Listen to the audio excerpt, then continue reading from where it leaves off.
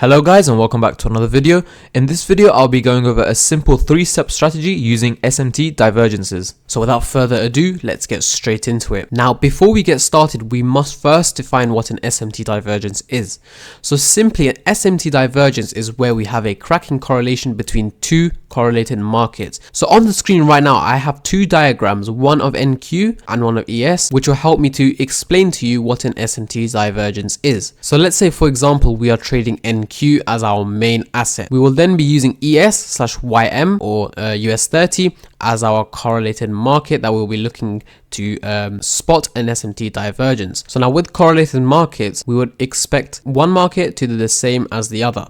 So let's say with NQ, we are making a low here, we make a high, we'd expect the same thing with ES/YM. However, when we get to this point here, we form a low in NQ, we then form a high, we then trade down, failing to take out this low here. However, on ES/YM, we make a low here, we trade up, but however here we then take out this low right there. Now this is where we have our cracking correlation. This is our SMT divergence, as there is now a cracking correlation. Now what typically occurs once we see an SMT divergence is we then see a reversal to the upside. So reversal points typically occur where SMT divergences occur. So we then see displacement on both NQ and ES/YM. We will then look to enter off of a fair value gap / bullish order block to then capture the move to the upside, continuing the trend either to the upside or downside depending whether you're bullish and bearish, and both markets will continue to resume as normal. So you could have entered here or here. Alright guys, let's now go over our first example, but before we do this we must first load up our correlated markets that we're going to be comparing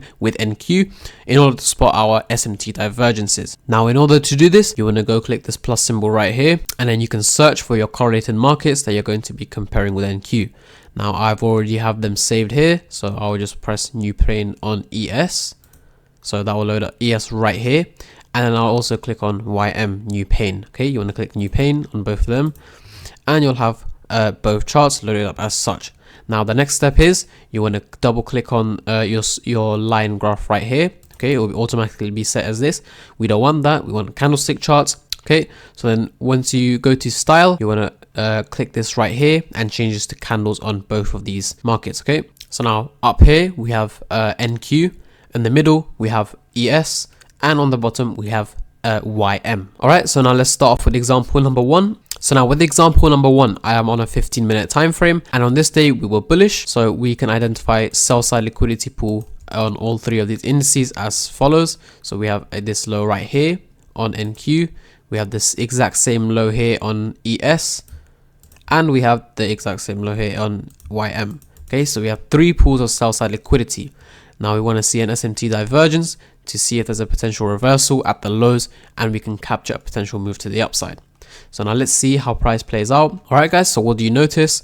So you can see here on NQ, we failed to take out this low. Same thing here with ES. However, with the Dow, we took out this swing low right here for sell side liquidity before rejecting it and moving to the upside. Okay, so this was a stop hunt here. This was smart money digging into this breaker right here for both ES and NQ to reaccumulate long positions and continue the move to the upside. So now with SMT divergences, you want to anticipate them before they happen. You don't want to react. So once we see a YM making this lower low and these failing to make the lower low, we've already anticipated before this up move right here on all 3 indices that this is going to be an SMT divergence. So at this point here on NQ, if this is the main asset we are trading, we will then be going into our lower time frames to capture a move to the upside and potentially look out to take out an old high for buy side liquidity. So let's use this old high as a frame of reference. Going back here on our lower time frames, we'll be looking to target this high right here. So if we drop down into a 3-minute time frame here on NQ, we can see we had displacement here to the upside. We created a fair value gap. Any retrade back into this fair value gap, that would be an entry long. So you would be filled right here, stop loss right at the swing low, and then looking to target this swing high for buy side liquidity for just under a 1 to 3 risk to reward. So if we play price out, And you can see we hit take profit just like that. Alright guys, let's now go over Forex, whereby we'll be trading a foreign currency pair paired with the US dollar, and the correlated market we'll be looking to spot our SMT divergences based on will be the dollar index, or DXY. So what is the correlation between a foreign currency pair and the dollar index? Well, simply, let's say for example with the foreign currency pair we make a lower low. With the dollar index, we would expect a higher high. It's inversely correlated. Now, when we get a scenario like this, whereby we make a lower low on the foreign currency pair, and we fail to make a higher high on the dollar index, there is a cracking correlation here. This is where we get our SMT divergence. Once we see the SMT divergence as shown here, it would be reasonable to go down into a lower time frame, for example, to then look for a trade idea to go long, as this is suggesting we had a sell stop trade on sell side liquidity below this swing low right here, and this is suggesting that dollar index was very weak, failing to take out this high right here. Now I am on a 15-minute time frame on euro dollar. On the bottom I have the dollar index, and now let's go through this example.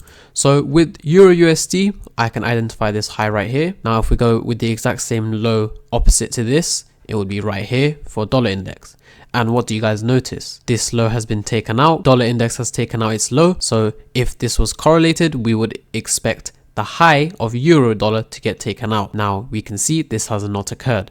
So now let's wait for displacement and see if we can see a potential move to the downside after seeing this SMT divergence occur right here. Now guys, before we continue on with the video, I really quickly want to take this opportunity to talk about my private mentorship. Now if you've gained value from this video and all my other videos on my channel, joining this mentorship, you will learn the exact model that I have taught to my members, which has helped them to scale to over 7 figures in funding from prop firms, and now my students are now making consistently $10,000 plus a month. They are now quitting their jobs, they are making yearly and monthly salaries, all because of prop firms, and then being able to scale to 7 figures in capital. Now this is a all-in-one mentorship and Discord. You will get a whole load of benefits as listed here.